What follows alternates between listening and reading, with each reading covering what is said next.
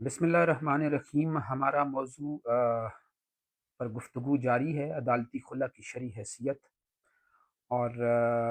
آج ہم یہ دیکھیں گے کہ جو پرومیننٹ اسکول آف تھاٹس ہیں، چار مکاتب فکر ہیں فقہی حوالے سے: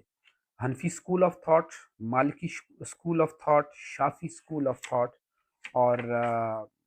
حنبلی اسکول آف تھاٹ۔ ان اسکول آف تھاٹس کی کیا رائے ہے اس خلا کے متعلق؟ اور اس رائے کی روشنی میں ہم یہ دیکھیں گے کہ یہ چاروں مکاتب فکر اس خلا کو کیا تنسیخ نکاح کی کیٹیگری میں فال کرتے ہیں یا اسے طلاق کہتے ہیں۔ یعنی ان چاروں مکاتب فکر کے مطابق یہ جو خلا ہے، کیا یہ فسخ نکاح ہے یا طلاق ہے؟ تو اس بارے میں آج ہم مختصراً ان چار اسکول آف تھاٹ کو دیکھیں گے اور ان کی آراء کو سمجھنے کی کوشش کریں گے کہ یہ کیا دلیل دیتے ہیں اور اپنی کانٹینشن میں یہ کیا کہتے ہیں کہ یہ اسے تنسیخ نکاح کی ایک ڈگری فسخ نکاح سمجھا جائے،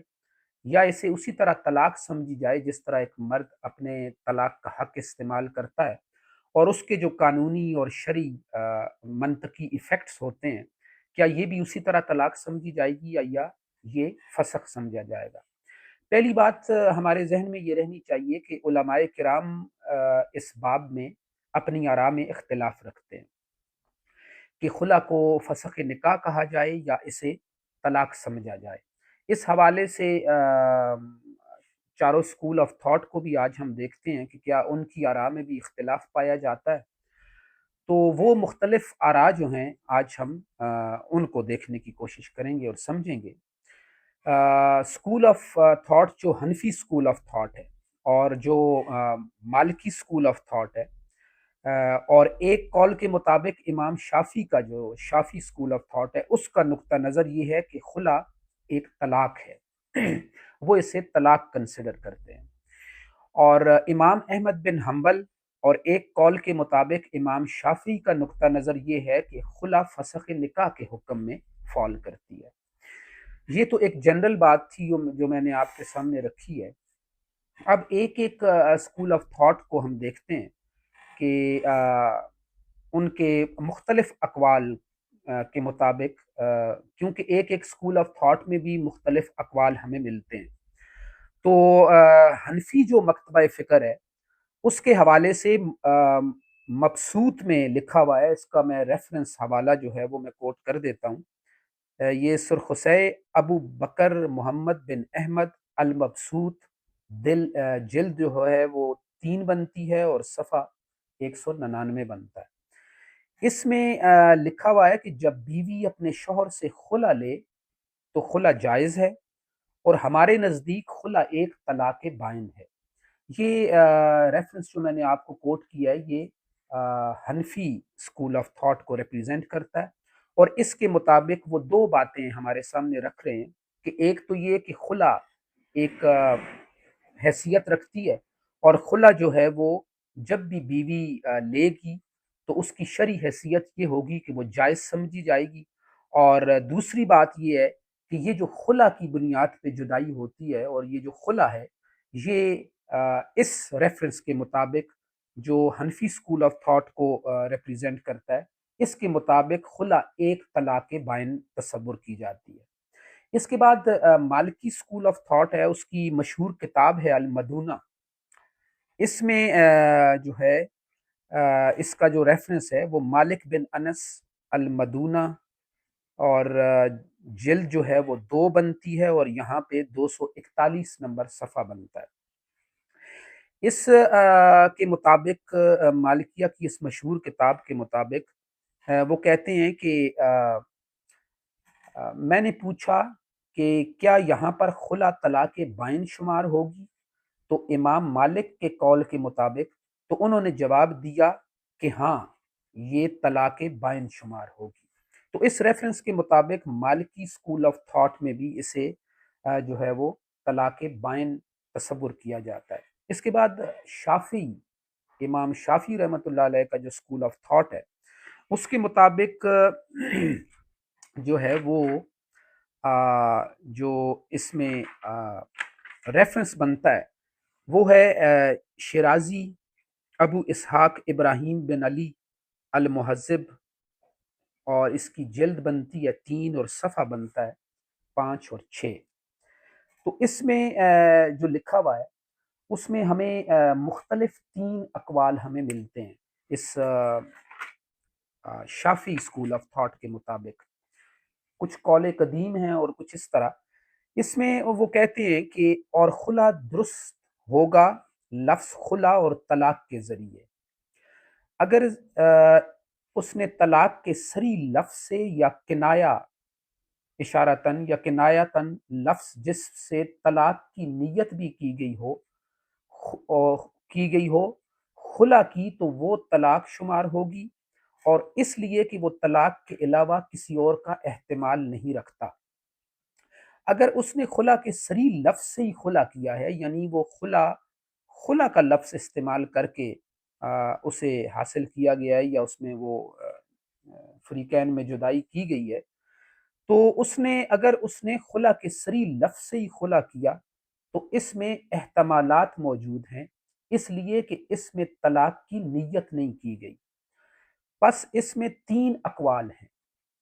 اور اس میں سے ایک قول یہ ہے کہ اس سے جدائی واقع نہیں ہوگی،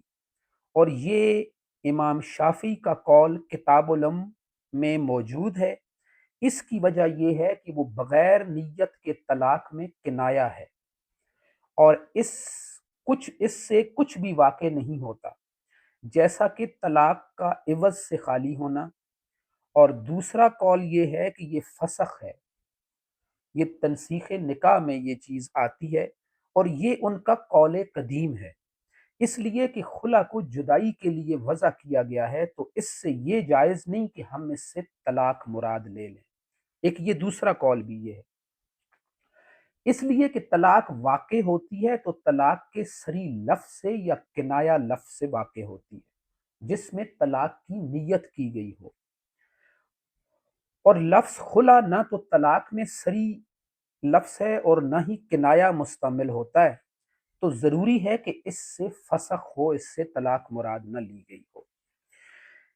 اس دوسرے قول کے مطابق جو ہے وہ یہ کہتے ہیں کہ کیونکہ خلا جو ہے اسے ہم طلاق کی کیٹیگری میں فال نہیں کر سکتے، کیونکہ اس میں طلاق کا لفظ استعمال نہیں ہوتا اور طلاق کی نیت بھی نہیں ہوتی، لہٰذا اس سے ہم طلاق مراد نہیں لے سکتے اور اس سے فسخ ہی مراد لیتے ہیں۔ اور اسی اسکول آف تھاٹ کا ایک تیسرا قول جو ہے وہ بھی اس مقالے کے ذریعے ہم تک پہنچتا ہے، وہ یہ ہے کہ خلا طلاق ہے، اور ان کا یہ قول جو انہوں نے اپنے شاگرد کو لکھوایا ہو میں موجود ہے کہ اس کے لیے یہاں جدائی کے لیے مال خرچ کیا گیا، اور وہ جدائی جس کو لازم کرنے کا مرد کو اختیار ہو وہ طلاق ہوتی ہے، نہ کہ فسخ، پس لازم ہے کہ وہ طلاق شمار ہو۔ تو یہ 3 اقوال جو ہیں وہ مالکی اسکول آف تھاٹ میں ہمیں ملتے ہیں، جس کے مطابق ایک قول کے مطابق اسے جو ہے وہ اگر نیت طلاق کی تھی اور طلاق کا لفظ استعمال ہوا یا کنایا ایسا استعمال ہوا تو اس کے مطابق اسے طلاق کنسیڈر کیا جائے گا۔ اور دوسرا جو قول ہے اس میں وہ کہتے ہیں کہ چونکہ خلا کا جو لفظ ہے اس میں نہ کنایتاً کوئی طلاق کی اس طرح کی نیت ہوتی ہے اور یہ طلاق کی طرح پروناؤنس ہوتا ہے، اور نہ ہی اس میں طلاق کا باقاعدہ کوئی لفظ استعمال کیا جاتا ہے، لہٰذا وہ کہتے ہیں کہ یہ فسخ ہی بہتر ہے کہ اسے فسخ کی کیٹیگری میں فال کیا جائے۔ اور تیسرا جو قول ہمارے سامنے آیا ہے وہ ہے کہ یہ فسخ نہیں ہے بلکہ ایک طلاق جو ہے اس کی صورت میں اسے شمار کیا جائے گا۔ تو اس کے بعد اکارڈنگ ٹو امام احمد بن حنبل جو حنبلی اسکول آف تھاٹ ہے، اس کے مطابق جو ہے وہ اس کا جو ریفرنس ہے وہ اس مقالے میں دیا گیا ہے، وہ ہے ابن قدامہ موفق الدین ابو محمد عبداللہ بن احمد المغنی، اور 10 جلد یہاں پہ لکھی ہوئی ہے اور 274 صفحہ۔ تو اس مقالے کے ذریعے جو حنبلی اسکول آف تھاٹ کا موقف ہم تک پہنچتا ہے وہ الفاظ میں آپ کے سامنے اسی طرح رکھ دیتا ہوں جس طرح مقالہ نگار نے یہاں پہ کوڈ کیے ہیں، اور وہ کہتے ہیں کہ خلا دو روایتوں میں سے ایک یہ ہے کہ وہ فسخ ہے اور دوسری یہ ہے کہ وہ ایک طلاق بائن ہے۔ خلا کے حوالے سے امام احمد سے مختلف روایات منقول ہیں۔ ایک روایت میں یہ ہے کہ وہ فسخ ہے اور اس کو ابو بکر نے اختیار کیا ہے، اور یہی ابن عباس، طاؤس، اکرمہ، اسحاق، ابو ثور اور ایک قول کے مطابق امام شافعی کا مذہب ہے۔ اور دوسری روایت جو امام احمد بن حنبل سے روایت ہے اور منقول ہے، اس کے مطابق یہ ہے کہ وہ طلاق بائن ہے، اور یہ مذہب روایت کیا گیا ہے سعید بن مسیب، حسن، عطا، شریح، مجاہد، ابو سلمہ بن عبد الرحمن، شعبی، زہری اور ابن ابی نحی، مالک، اوزائی، اصحاب رائے جو ہیں، اور اسی طرح روایت کیا گیا ہے کہ عثمان، علی ابن مسعود سے، لیکن انہوں نے جو حدیث نقل کی ہے امام احمد نے اسے ضعیف قرار دیا ہے اور کہا ہے کہ ہمارے لیے اس مسئلے میں ابن عباس کی حدیث کے علاوہ کہ خلا فسق ہے کوئی حدیث صحیح نہیں ہے۔ یہ مختلف روایات کا ذکر کرنے کے بعد مقالہ نگار یہ کہتے ہیں کہ امام احمد جو ہیں وہ اسے فسخ ہی قرار دیتے ہیں، اور جو باقی روایات ان تک پہنچی ہیں ان پر وہ انہیں کہتے ہیں کہ وہ ضعیف روایات ہیں۔ تو حنبلی اسکول آف تھاٹ کے مطابق بھی اسے جو ہے وہ خلا کو فسخ قرار دیا گیا ہے۔ تو یہ مختلف آراء تھیں جو مختلف چار جو ہمارے اسکول آف تھاٹ ہیں، مشہور مکاتب فکر ہیں فقی لحاظ سے، حنفی اسکول آف تھاٹ، مالکی، شافعی اور حنبلی، ان کے درمیان اس کی نوعیت پہ اور اس کی کہ یہ فسخ نکاح میں شمار ہوتا ہے یہ خلا یا اسے ہم طلاق شمار کریں، یہ ان کی آراء میں جو اختلاف تھا وہ میں نے آپ کے سامنے رکھ دیا ہے کہ وہ اس کی نوعیت کو کس طرح دیکھتے ہیں۔ کچھ مکاتب فکر ان روایات کے مطابق اسے فسخ شمار کرتے ہیں اور کچھ اسے طلاق شمار کرتے ہیں، لیکن یہ چاروں اسکول آف تھاٹ خلا کی اہمیت، حیثیت اور اس کے وقوع پذیر ہونے سے انکار نہیں کرتے۔ وہ یہ کہتے ہیں کہ خلا باقاعدہ ایک سپریشن کا ایک موڈ ہے، اور یہ جو ہے وہ اس طرح بھی نکاح ختم ہو جاتا ہے، اور بیوی جو ہے وہ خلا لے سکتی ہے، اور خلا کے ذریعے بھی جدائی جو ہے وہ وقوع پذیر ہو جاتی ہے زوجین کے درمیان۔